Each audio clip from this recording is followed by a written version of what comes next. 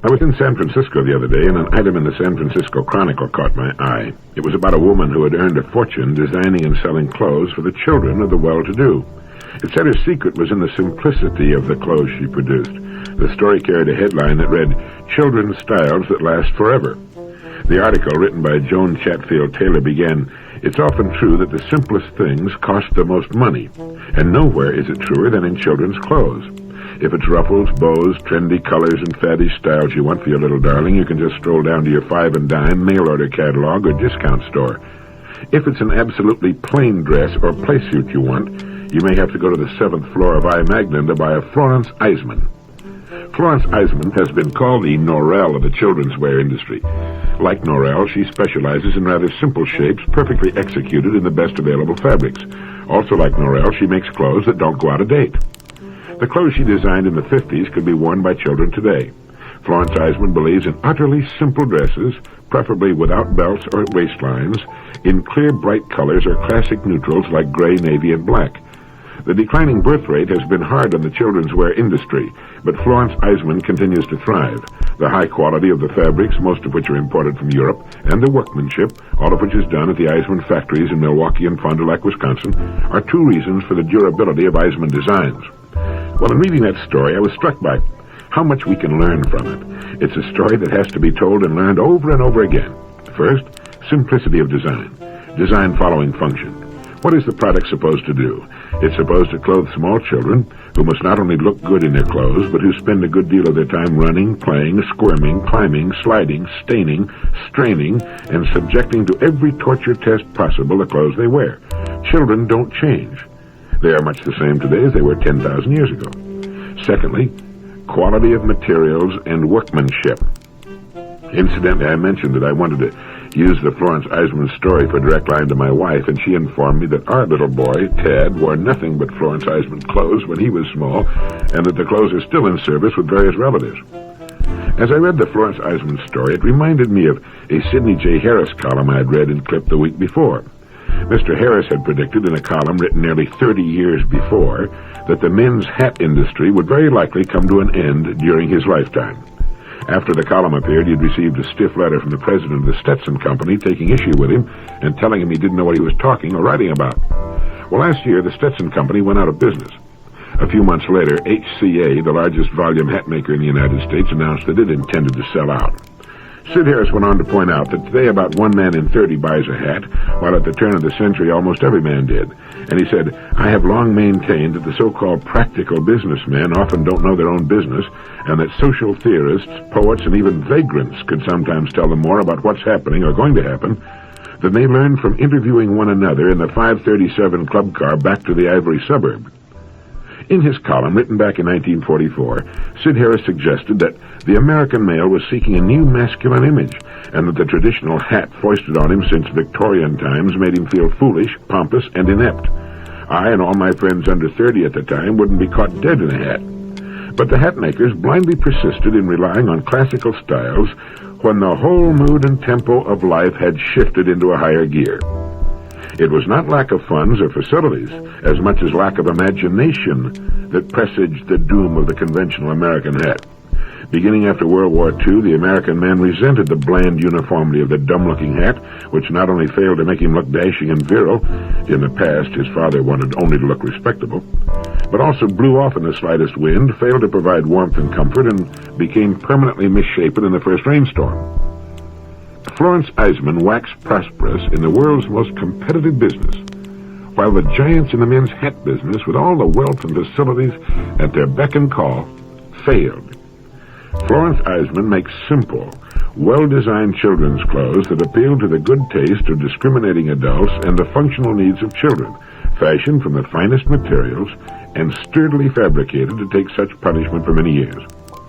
The men's hat industry, on the other hand, it seems to me, did not ask, how can we design hats to fit the needs and desires of a changing market?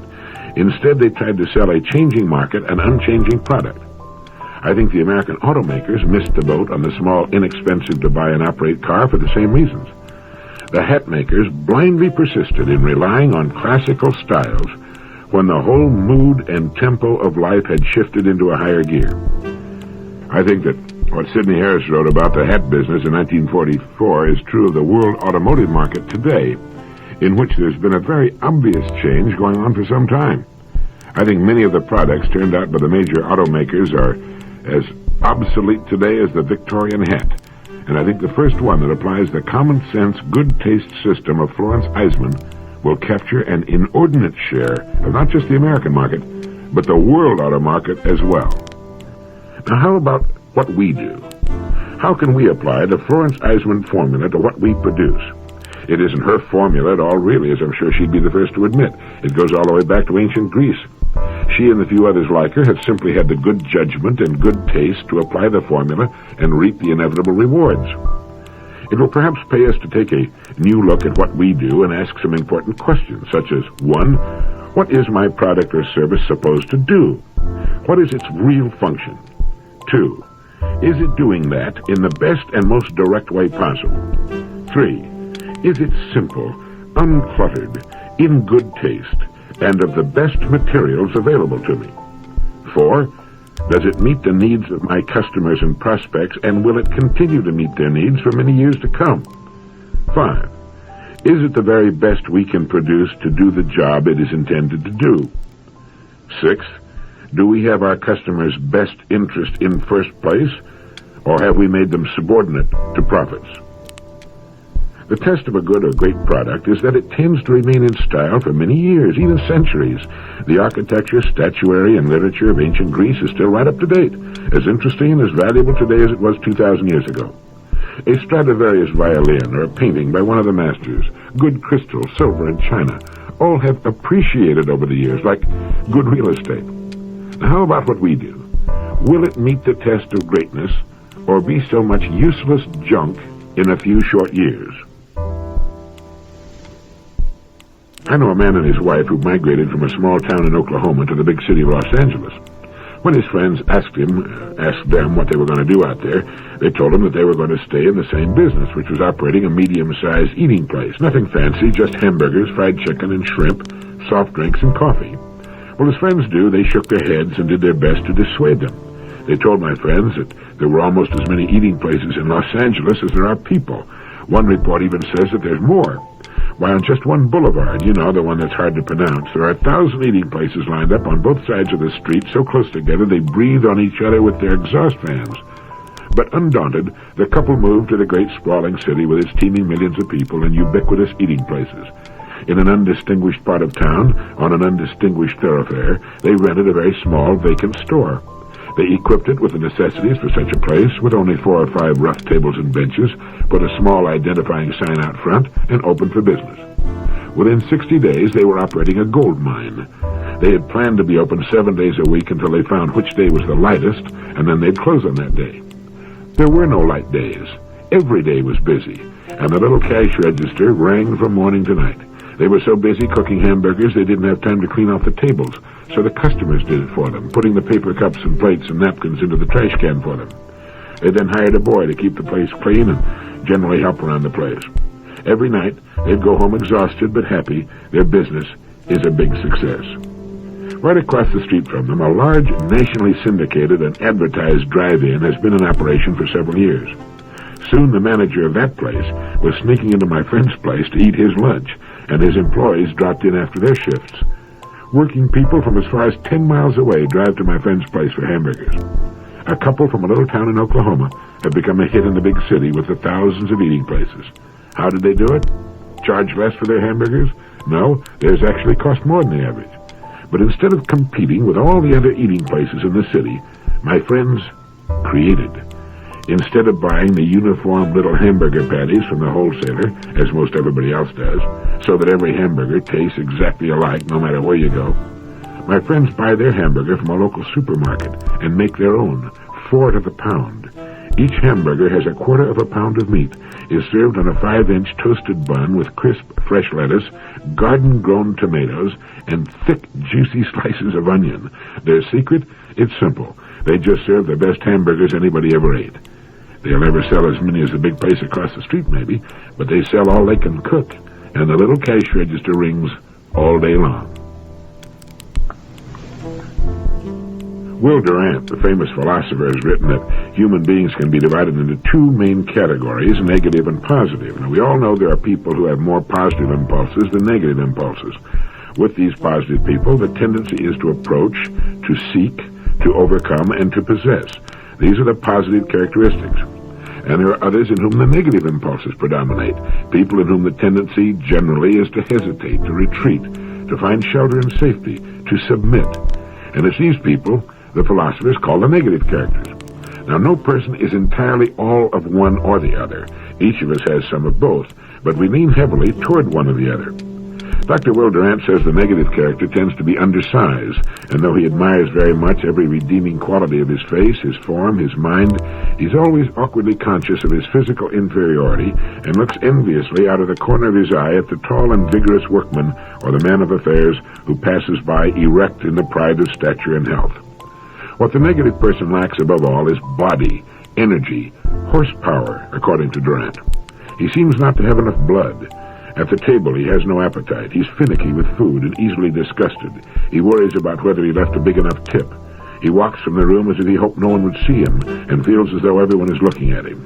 If insult or danger comes, he trembles with surprise and fear. He does not feel active anger, but is consumed with a fretful resentment. His violence is the mask of one who knows that he will submit. He shrinks from responsibility and trial and longs for the quiet security and retreat of his home. He admires the cowboy and the Superman. He believes that the world would trust him with leadership if it had intelligence. If he succeeds in anything, he credits himself. If he fails, he's not guilty according to him. He blames the environment or the stars. He never blames himself for failure, but gets bitter toward the world instead. Nevertheless, he may be great by the very force of that unrestrained imagination that always seems to go along with negative characters. At his height, he may become a poetic genius. At his lowest, he is an intellectual, not a thinker. He never walks if he can ride. He never stands when he can sit, and he never stays awake when he can sleep. Because of this, he cannot sleep well. He hasn't been awake enough to bring on restful sleep. His nerves are tired, but his flesh is not. He's always on edge. He is social in his hunger for popular approval. He conforms timidly to the conventions. Withal, he is kindly and affectionate, grateful, loyal, and reverent. There is no cruelty in him, and little coarseness. He is restless, though always seeking rest. He passes discontent from project to project and from place to place. He is a ship that never makes a port, while its cargo rots. He is given to bursts of passion that simulate strength, but they end in quick exhaustion and accepted chaos. He has 1,000 wishes, but no will. Will Durant's bleak description of the negative character. Now, here's his description of the positive character. The positive person has health and vigor, a sufficiency of flesh and blood to warrant him looking straight into the eyes of the world and wearing his hat as he likes. If he looks at you, it's face to face. But he does not look at you. He is absorbed in his enterprise, intent on his goal. He is less interested in persons than in purposes. All the impulses of approach are strong in him. He eats with gusto. He has a passion for acquisition and possession. His motto is to have and to hold. And because he's more self-assertive and successful than a negative man, he makes every modern nation into a replica of himself, rapaciously acquisitive. Or maybe he has an extravagant wife. In olden days, he would have been a feudal baron or a soldier. But today, he's an executive, and just as positive as when he brandished a javelin. In him, desires are not timid aspirations. They're unavoidable impulsions. For their sake, he will accept responsibilities, dangers, and wearing toil. He has more courage than virtue and less conscience than pride. He has powerful ambitions. He despises limits and suspects humility. If he meets a man stronger or firmer than himself, his impulse is not to bow down before him, but to honor him with emulation and rivalry. If he is defeated, it is after a struggle to exhaustion.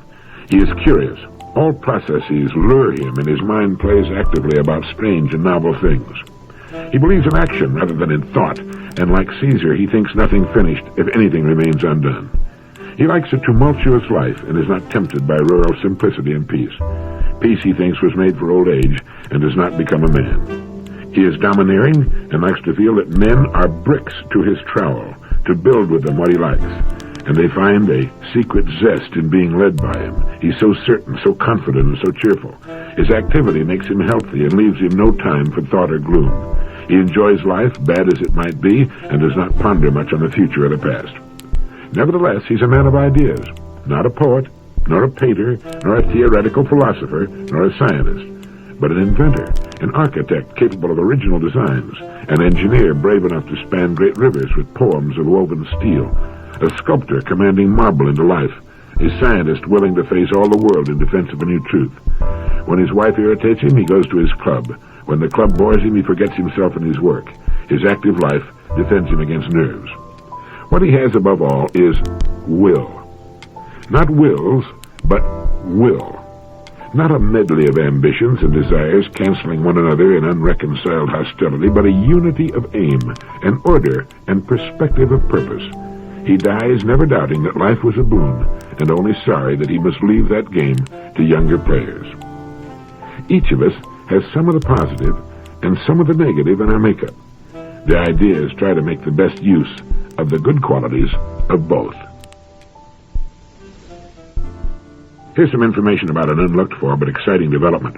We're not just having a population explosion in the world, but here in America and in other Western countries, we're having an explosion of geniuses.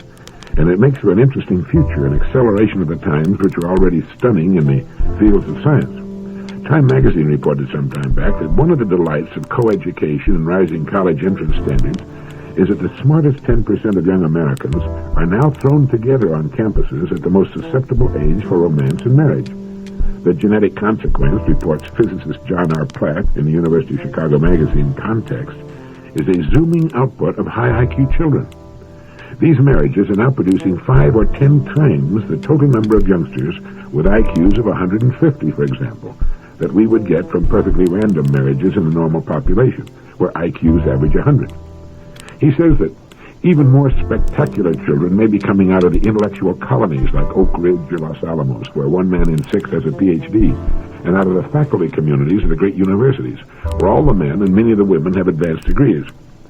In the schools of such centers, says Platt, whole classes of 130s and 140 IQs may be seen from kindergarten through high school. Among the results can be found a 13-year-old studying atomic physics seriously, an 11-year-old doing graduate work in mathematics. In the general population, only 1 person in 300 reaches the 140 level. But if whole communities reach an average of 140, asks Platt, does 1 child in 300 reach an IQ of 180, and 1 in 2,000 reach 190? If this turns out to be so, we may not have to wait centuries for the next Newton. We may have a dozen within 20 years. The number of 180s getting out of college in the next few years may not be a mere dozen, but hundreds. It could be an explosion of genius, such as the world has never seen. It's an exciting idea, isn't it? You know, science and the arts don't move ahead steadily. They don't progress automatically, linearly. They move ahead in spurts, as here one person and there another makes a breakthrough. It's always a single individual, never as a group, that makes an important discovery or improvement of an old principle. But they seem to come in batches. And with so many brilliant young people coming into the fields of science and industry and government, we can look for a definite surge in creativity in the solving of old problems. This will be reflected in every facet of our world, from furniture to automotive design and education, the arts, space technology, medicine and manufacture, distribution and sales of products, and the improvement of services. And this great new crop of geniuses will produce still more, of course. As physicist John Platt says, it could be an explosion of genius such as the world has never seen. A doctor was doing some generalizing one day, and he said, people have headaches generally because they don't avoid them. And a man named Kenneth Good says that people lose mostly because they won't take the trouble to win. It's all based on the answer one man got when he asked a friend of his, how many people work down where you're employed? And his friend answered, oh, about half. It seems that, except under the stress of a lot of emotion, fear of failure, heat of competition, or contest promoted to stimulate artificially these emotions, most people, including top business executives and men in the professions, rarely make any appreciable effort to improve their daily working methods beyond the minimum necessary to overcome each new emergency. This is according to Professor E. Lewis Swift of Washington University. The Chicago Sales Marketing Executives Club made an analysis some years back that proved that more than twice as many salesmen are fired for lack of effort than they are for illness, dishonesty, drinking, and gambling combined. And as for the rest of the people, an expert on scientific management, Mr. Frederick W. Taylor, proved that men and women are perfectly content to coast along on methods several times short of their best. According to Dr. William James, the wise old Harvard professor, called the father of American psychology, compared with what we ought to be, we're only half awake. Powers of various sorts we habitually fail to use. And Walter Dill Scott of Northwestern University said, "Many of us never know our possible achievements because we've never warmed up. It is more than probable that the average man could, with no injury to his health, increase his efficiency 50%. Which all goes to prove that the human race is fixed, not to prevent the strong from winning, far from it, but fixed to prevent the rest from losing. It's a fact that to get ahead in the world these days, an average person needs neither the industry of Edison, nor the ambition of Napoleon, or the cunning of Machiavelli, or the wiles of Lucretia Borgia. Just the opposite is true. Any man or woman going seriously to work, just seriously, mind you, will, as a rule, encounter unbelievably little opposition. He will, in fact, find his fellow citizens slowed way down for his benefit. Because most people work half-heartedly, using only a fraction of their potential powers, putting a man or woman with even a little ambition and a serious attitude toward his or her future into this group is like dropping a greyhound into a race of snails. And it's believed that the majority does not take a serious attitude toward the future, because the majority fails to decide upon one. Not knowing where they're going, they have no reason to hurry. It's easier to win than to lose. Easier to succeed than to worry. The reason most choose the latter is because they can be done sitting down. We have more mental infirmities than all other illnesses combined. Dr. Charles H. Mayo once said that half the beds in our hospitals are filled by those people who worried themselves into them. You know, the mind is like an adding machine. Before you can solve a problem with it, it must be cleared of all previous problems. Worry jams up the mechanism. It short-circuits the whole operation, and the most valuable mechanism on earth just sits there and hums, feeding upon itself. It can't possibly solve your problems until it's been cleared, until worry has been cleared away.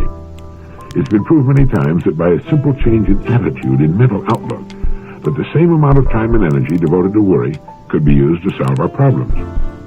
Instead of worrying about the bills that have to be paid, shift gears and think creatively about ways of making more money. Instead of constantly stewing and worrying about a problem, we should try to think of ways of solving it. Creative people look at problems as challenges. They realize that without problems, everything would come to a stop.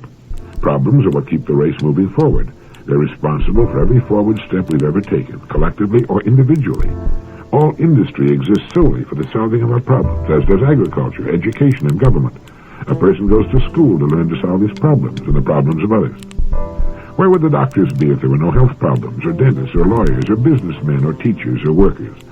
A woman wants to change the color scheme of her bedroom, and a painter gets a day's work. A paint company sells some paint, and so on. We've all got problems, and that's good.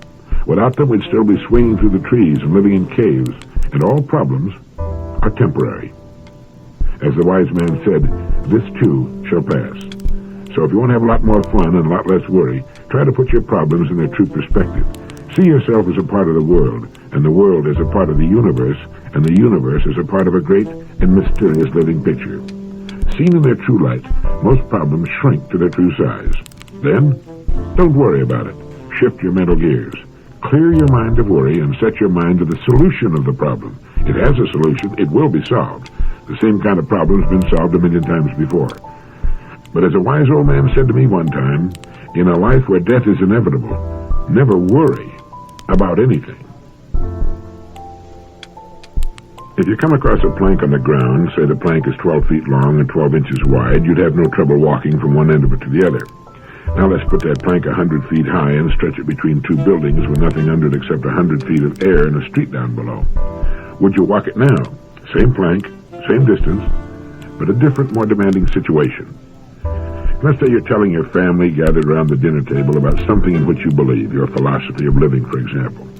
Now change the setting to an auditorium with 1,000 people in the audience, with you standing on the stage before the podium. You're saying the same thing in the same way, but the setting's changed. Walking the plank and making the talk are easy for you in one set of circumstances.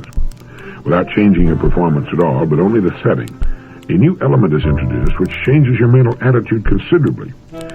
Fear of what might happen under this new set of circumstances turns two perfectly simple and natural performances into occasions of great risk. So great that you might refuse to do either of them. Not the fear of what will happen, but the fear of what might happen. Now, since you know perfectly well that you can walk the plank if it's on the ground, it stands to reason you can walk the same plank anyplace else. If you can make a talk under one set of circumstances, you can make the same talk under any other conditions. Anyone can see how true this is. But, and it's that but that seems to keep us from taking a formula we know will work under one condition and applying it to a larger situation. The fear of what might happen holds us back. We permit ourselves to fail by default, rather than run the risk of failing as a result of having made the effort to succeed. Now it's not important that we walk the length of a plank, whether it's on the ground or high in the air, and it's not too important whether we make our little talk to the people in the auditorium, perhaps. But how many things are there at which we succeed, at which we could be successful on a much larger scale? It's all a mental game. We play the whole thing out in our minds, and it's there, not in actual practice, that we win or lose. No one can even guess how much is lost by the so-called average person simply because he fears to make the attempt. His fear of failure in his own eyes, in the eyes of his family and friends, and the possible loss of a small stake, raise a formidable wall between his reality and his dream. So he contents himself to peek at his dream over the top of the wall and wait. Wait until conditions are better, until Uncle Charlie dies and leaves all that money. But waiting just seems to make the wall grow higher. Conditions seem to remain about the same, and Uncle Charlie's going to outlive everybody in the family. And finally, even on tiptoes, you can't see over the wall anymore. It's too high now, and it's too late. Well, so what? It was just an idea, a dream. Yes, that's all it was, just an idea, a dream. But what could it have been? What might it have been if you'd scrambled over that wall before it got too high? Bertrand Russell wrote, "Our instinctive emotions are those that we have inherited from a much more dangerous world, and contain, therefore, a larger portion of fear than they should.